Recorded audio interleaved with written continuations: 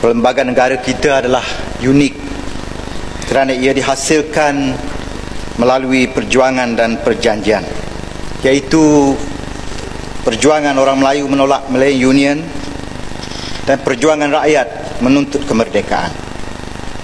Penolakan Malayan Union melahirkan Perjanjian Persekutuan Tanah Melayu tahun 1948 dan perjuangan kemerdekaan menghasilkan Perjanjian Kemerdekaan tahun 1957. Inilah uniknya perlembagaan kita. Ia bukan sekadar sebuah dokumen mengenai peraturan dan cara pengendalian sebuah negara, tetapi yang lebih penting lagi, ia merupakan asas kontrak sosial antara pelbagai komponen yang saling berkaitan dalam negara kita. Kontrak sosial itu ialah antara orang Melayu sebagai kaum pribumi dengan kaum pendatang, antara raja dan rakyatnya, dan antara negeri-negeri yang berdaulat dengan persekutuan.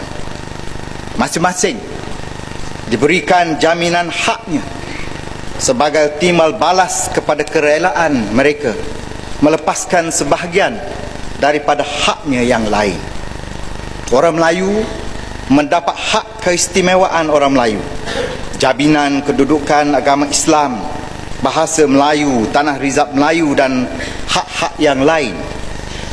Orang bukan Melayu mendapat jaminan hak mengamalkan adat resam, bahasa dan agama masing-masing, di samping hak mereka yang terpenting sekali, iaitu hak kewarganegaraan untuk berkongsi hidup sebagai rakyat di bumi bertuah ini. Negeri-negeri Melayu yang menyertai persekutuan juga dijamin kedudukannya di dalam persekutuan ini, manakala raja-raja Melayu pula dijamin kedaulatan dan hak-hak kedaulatan atas dirinya sebagai tanda terima kasih rakyat atas perkenan baginda-baginda melepaskan banyak hak-haknya yang lain dalam sistem raja berperlembagaan. Rakyat menerima raja yang berdaulat sebagai payung keadilan, ketua agama Islam, pendokong adat istiadat orang Melayu, simbol ketuanan Melayu, dan pemelihara keadilan bagi masyarakat berbilang kaum. Perihal pentingnya kedudukan kedaulatan raja-raja Melayu ini dicerminkan melalui susunan perlembagaan itu sendiri. Perkara 181-1 dan 181-2 yang berada di bawah klausa dengan izin saving for rulers sovereignty etc. adalah terletak di bahagian paling terakhir perlembagaan kita. Inilah klausa penamat yang menjadi kesimpulan kepada keseluruhan isi kandungan karya besar yang bernama Perlembagaan Malaysia itu. Perkara 181-2 mengenai imuniti raja-raja Melayu adalah manifestasi terpenting kepada konsep kedaulatan institusi itu. Konsep kedaulatan institusi itu yang menjadi tiang seri kepada kekokohan perlembagaan negara ini. Keharmonian antara pelbagai pihak di negara ini akan terus kokoh selagi rakyatnya rela bertolak ansur, berakomodasi dan saling menghormati perjanjian yang dibuat oleh mereka yang terdahulu. Sebab itulah sehingga kini kita boleh berbangga, Malaysia walaupun masyarakatnya yang pelbagai keturunan dan agama, kita boleh terus hidup dalam rukun dan damai. Sejarah keharmonian ini pernah dicacatkan oleh tragedi 13 Mei 1969, iaitu 21 tahun setelah perjanjian 1948. Perbezaan taraf ekonomi antara kaum-kaum mencetuskan perasaan marah hingga ada yang mengungkit perjanjian terdahulu.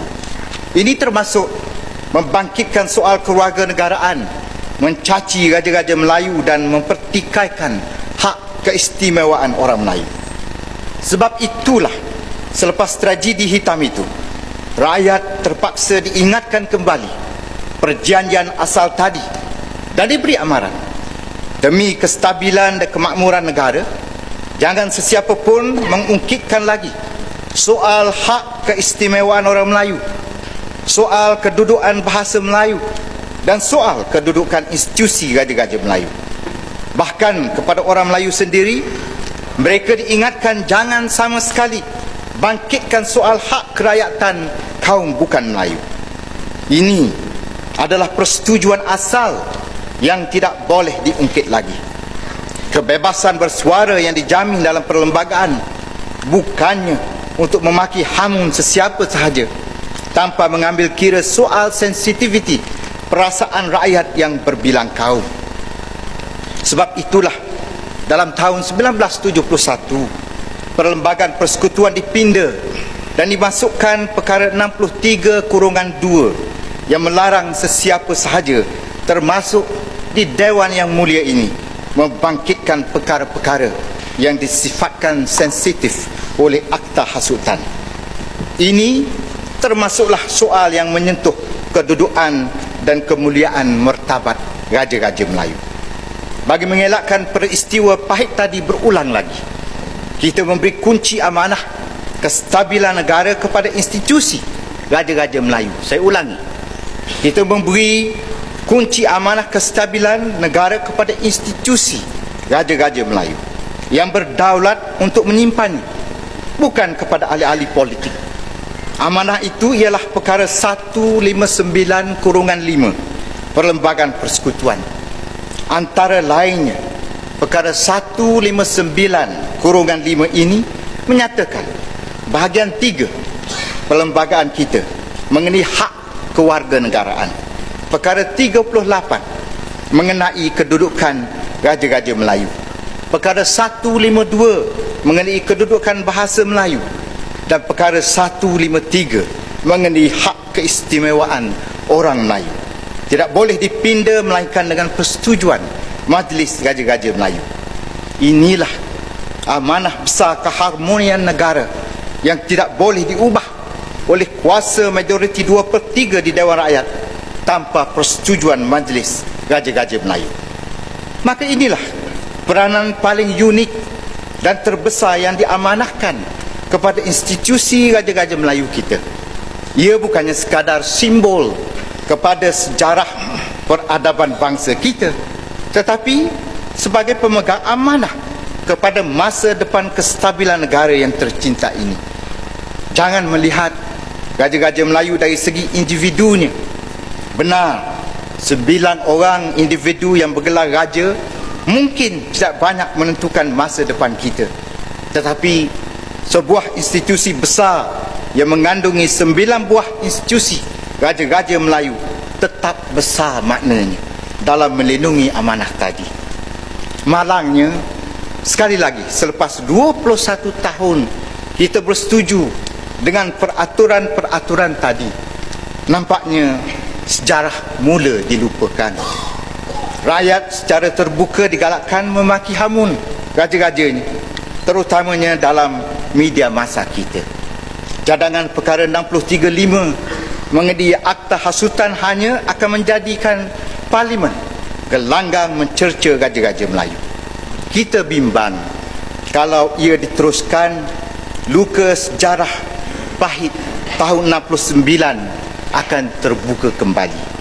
Klausa yang melarang ahli Parlimen menganjurkan penghapusan sistem raja berperlembagaan tidak menjamin yang orang tidak akan berbuat demikian. Hari ini terbukti undang-undang yang ada tidak lebih daripada sekeping kertas yang boleh dicampak ke tepi. Di saat akta hasutan yang ada masih berkuat kuasa pun, rakyat sudah menyaksikan pesta memaki hamun Gajah-Gajah Melayu berlangsung setiap hari tanpa sebarang tindakan diambil. Bahkan kita ingin bertanya, tidakkah rang undang-undang pindaan di depan kita ini pun sudah melanggar akta hasutan yang sedia ada?